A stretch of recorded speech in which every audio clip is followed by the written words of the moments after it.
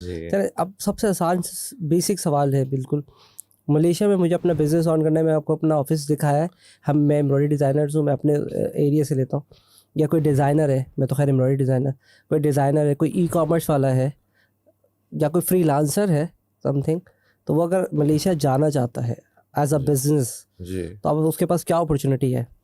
और समथिंग हाँ, आप उसको भी ऐड कर सकते हैं, स्टूडेंट भी तो हो सकते हैं। आई एम नॉट श्योर आप उसको कवर कर रहे हैं या नहीं कर रहे हैं। नहीं, स्टूडेंट की सर्विसेज हम नहीं और देते स्टूडेंट नहीं कर रहे, स्टूडेंट तो की चलो सर्विसेज तो जी। स्किप हो गए। जी। अब बिजनेस रिलेटेड अब बताएं कि वो कैसे वहाँ आ सकते हैं, कहाँ से स्टार्ट कर तहसीन भाई, सकते हैं? दो ऑप्शंस होते हैं। एक तो जैसे आपने बिजनेस की बात की, तो लाजमी सी बात है कि वो अपना बिजनेस सेटअप करके वहाँ पे जाएगा, ये सबसे बेस्ट ऑप्शन है। दूसरा ऑप्शन ये है कि जो जॉब वाले लोग हैं वो तो अपनी जो स्किल सेट्स हैं उसके मुताबिक जॉब अप्लाई करेंगे, कंपनी वहीं से वीज़ा इशू करती है, आप सीधा सीधा ऑन जॉब मतलब चले जाते हैं। बिजनेस के लिए वो जाएगा तो वो बहुत आसान है, पाकिस्तान से ही या दुनिया भर में जहाँ पे भी वो मौजूद है वहीं से ही वो अपना कंपनी सेटअप करता है, अपने डॉक्यूमेंट्स वगैरह सेंड करता है और अपनी कंपनी इनकॉर्पोरेट करता है और बस वो वहाँ चला जाता है। सिंपल सा प्रोसीजर है। कोई मलेशिया जो है वो बहुत ही फ्लेक्सिबल है। मैं आपको बताऊँ, वर्ल्ड बैंक की रिपोर्ट के मुताबिक 12वें नंबर पे आता है दुनिया में ईज़ ऑफ डूइंग बिजनेस। कोई मंथली रिपोर्टिंग्स नहीं है। आपने कंपनी खोली है, चंद उसकी रिक्वायर्ड डॉक्यूमेंटेशन होती है, वो काफ़ी डिटेल, अगर आप बोलेंगे तो मैं डिटेल में भी चला जाऊंगा कि क्या क्या चले जाए डॉक्यूमेंटेशन मसला उसकी नहीं है। होती है। कंपनी खोलने के लिए हर बंदे को 5 डॉक्यूमेंट्स प्रोवाइड करने होते हैं। एक तो उसके ठीक है, पासपोर्ट की कॉपी होती है, ठीक है, एक जहाँ पे भी वो रहता है उसका यूटिलिटी का बिल होता है, डिटेल सीवी होती है उसकी। डिटेल सीवी का मतलब ये है कि भाई मैंने कहाँ से एजुकेशन कंप्लीट की, इदारे का क्या नाम था, क्या डिग्री का टाइटल था, किस ईयर में कंप्लीट की, कहाँ पे मैं काम करता हूँ, रोल्स एंड रिस्पॉन्सिबिलिटीज़ क्या हैं, कंपनी का नाम क्या है, मेरी पोजीशन क्या है, कब से कब तक काम कर रहा हूँ, किस लोकेशन पे, ये डिटेल सीवी होती है। फिर तीसरी चीज़ जो है वो आपका bank account maintenance confirmation letter चाहिए होता है।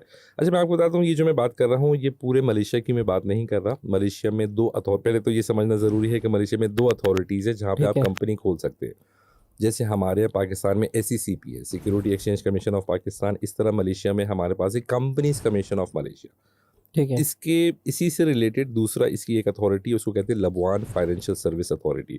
तो हम खाली फ्री जोन में लबवान फाइनेंशियल सर्विस अथॉरिटी के अंडर में सर्विसेज देते हैं, ये उनकी रिक्वायरमेंट है।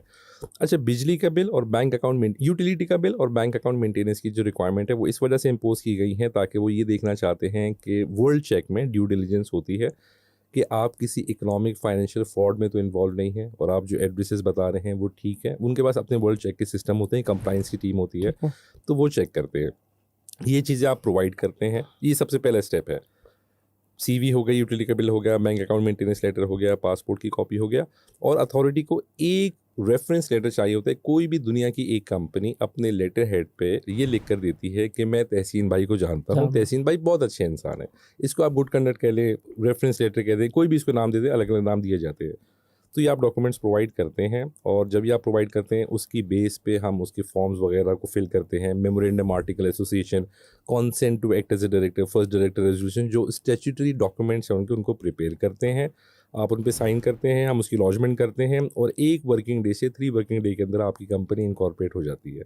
ये एक 4 डॉक्यूमेंट बताए ना, 5? जी जी, 5 डॉक्यूमेंट। सीवी हो गया आपका, CV हो गया, यूटिलिटी का बिल हो गया, बैंक अकाउंट मेंटेनेंस लेटर हो गया, रेफरेंस क्या है उसका? रेफरेंस लेटर, सीवी हो गया, यूटिलिटी का बिल हो गया, बैंक अकाउंट मेंटेनेंस लेटर हो गया, पासपोर्ट की कॉपी हो गई और रेफरेंस लेटर। सही है। ये 5 डॉक्यूमेंट चाहिए होते हैं जी। यूटिलिटी बिल तो फिर यूटिलिटी भी कोई भी आपकी जहाँ पे भी आप रहते हैं। बैंक अकाउंट से रिलेटेड ज़्यादा कन्फ्यूजन आता है, कितना बैलेंस चाहिए होगा या नहीं नहीं, बैलेंस नहीं चाहिए। बैंक स्टेटमेंट की रिक्वायरमेंट नहीं है कि आप बैंक स्टेटमेंट दें कि कितना बैलेंस है। बैंक अकाउंट क्या, आपका बैंक अकाउंट है। बात दैट्स जी इट। जी, बस और कैपिटल रिक्वायर्ड भी तो होगा। कोई कैपिटल रिक्वायर्ड नहीं है। लबवान फाइनेंशियल सर्विस अथॉरिटी के अंडर में किसी कंपनी इनकॉर्पोरेट करने के लिए और अपना बिजनेस ऑपरेट करने के लिए अच्छी बात यह है कि आपको पूरे मलेशिया में किसी लोकल पार्टनर की ज़रूरत नहीं है। ठीक कोई है, भी मलेशियन आपको नहीं चाहिए, आप अकेले मालिक हैं कंपनी के, फॉरेनर। सही आप है। अकेले as a foreigner, being a Pakistani passport holder, आप अकेले कंपनी कर सकते हैं। आपको किसी पेड अप कैपिटल की रिक्वायरमेंट नहीं है, 1 रुपया भी नहीं चाहिए तो आपको। खोलने के लिए भी तो पैसे चाहिए होंगे कुछ? खोलने के लिए तो वो इनकॉर्पोरेशन फीस जो है वो आप फीस वो पे क्या, तो वो करते हैं। कितनी है तकरीबन? और फीस जो है वो 3-3.5 हज़ार डॉलर तक इनकी फ़ीस होती है। अलग अलग जो लाइसेंस सेक्रेटरी जो चार्ज करते हैं, ये और उसकी फीस। ईयरली फिर टैक्स जो पे करना होगा? अच्छा, टैक्स जो है वो तहसीन भाई, टैक्स की अलग अलग कंडीशन और रिक्वायरमेंट्स हैं। एक तो पर्सनल टैक्स होता है और एक कॉर्पोरेट टैक्स होता है। पर्सनल टैक्स जो है ना, वो तो फ्लैट रेट्स हैं, उनके स्केल्स हैं कि फर्स्ट 32-33,000 मलेशियन रिंगेट की इनकम के ऊपर आपको ये टैक्स है। फिर उसके ऊपर 50,000 रिंगेट अगर आपकी ग्रॉस एनुअल इनकम है तो आपका ये टैक्स है। अगर आप 10,000 रिंगेट पर मंथ आपकी तनख्वाह है और 1,20,000 रिंगेट की एनुअल ग्रॉस इनकम है तो उसके ऊपर ये टैक्स है। मलेशिया की सबसे अच्छी बात मैं आपको बताऊं कि क्या है। मलेशिया की सबसे अच्छी बात ये है कि वहाँ पे रिलीफ्स बहुत है। मेरी तनख्वाह अगर अज्यूम करता हूँ मैं 10,000 मलेशियन रिंगेट है, ठीक है ना, पाकिस्तानी 6 लाख रुपए बन गई।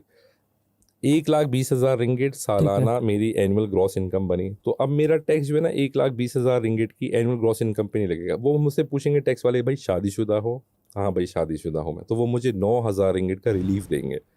ये एक फिक्स रिलीफ है उन्होंने दिया हुआ है। अब जो टैक्सेबल इनकम मेरी बनी वो 1,11,000 रिंगेट की बनी। बच्चे हैं, जिसके जितने बच्चे होते हैं 18 साल से छोटे, उन सब बच्चों के ऊपर 2-2 हज़ार रिंगेट का रिलीफ। तो किसी का एक बच्चा है, किसी के 2 हैं, 4 हैं, तो उन सबको 2-2 हज़ार रिंगेट। फिर एक अमाउंट निकलती है, फिर वो टैक्सेबल इनकम बनी। वो बोलते हैं आपने कोई लैपटॉप खरीदा, हर साल गवर्नमेंट आपको 2,500 से 3,000 रिंगेट का रिलीफ देती है कि अगर आपने लैपटॉप खरीदा है तो आप क्लेम करें, मतलब वो रिलीफ हो गया आपका। मोबाइल फ़ोन का 2,500 रिंगेट का रिलीफ देते हैं। आप अपने पेरेंट्स के ऊपर मेडिकल एक्सपेंसेस के ऊपर 8,000 रिंगेट तक का आपको रिलीफ दिया जाता है। 100% आपकी टैक्सेबल इनकम ख़त्म हो जाती है, आपको ज़िंदगी में 2 उम्रे का रिलीफ दिया जाता है। अच्छा, मज़े की बात क्या है, सबसे अच्छी बात जो मलेशिया की है वो ये है कि अगर मेरा टैक्सेबल इनकम बनी 50,000 रिंगिट फॉर एग्जांपल, और उसके ऊपर मुझे टैक्स पे करना है 3,000 रिंगिट, तो अगर मैंने उस साल ज़कात दे दी होगी तो वो ज़कात अगर 3,000 रिंगिट दी होगी मैंने, तो वो पूरा का पूरा टैक्स में से माइनस हो जाएगा। मतलब फिर आपको टैक्स नहीं करे, वो ज़कात को प्रमोट करता है मलेशिया। यानी कि अगर मेरा टैक्स बन रहा था समथिंग 1,00,000 रुपए का आफ्टर जी नेट इनकम, यानी कि सारे एक्सपेंसेस जी हटाएंगे, जी उसमें से 2.5% मैं ज़कात पे भी दे सकता हूँ, इज इट? जी जी, आपने अगर उस फाइनेंशियल ईयर में दे दी होगी, फॉर एग्जांपल अगर मैं अभी 2024 में अपना टैक्स कैलकुलेट कर रहा हूँ, अच्छा मेरे ऊपर 5,000 रिंगिट का टैक्स बना, फॉर एग्जांपल 5 लाख रुपए का टैक्स बना। अब अगर मैंने 2024 में जो मैं कैलकुलेट कर रहा हूँ वो 2023 का कैलकुलेट कर रहा हूँ मैं, उस साल अगर पिछले साल मैंने कोई भी ज़कात दी होगी तो मैं उस 5 लाख में से माइनस कर दूंगा। तो टैक्स मेरा बिल्कुल ही, अगर फॉर एग्जांपल 1,00,000 रुपए टैक्स बना था, 50,000 ज़कात दी हुई, तो खाली 50,000 फिर आप टैक्स पे करेंगे।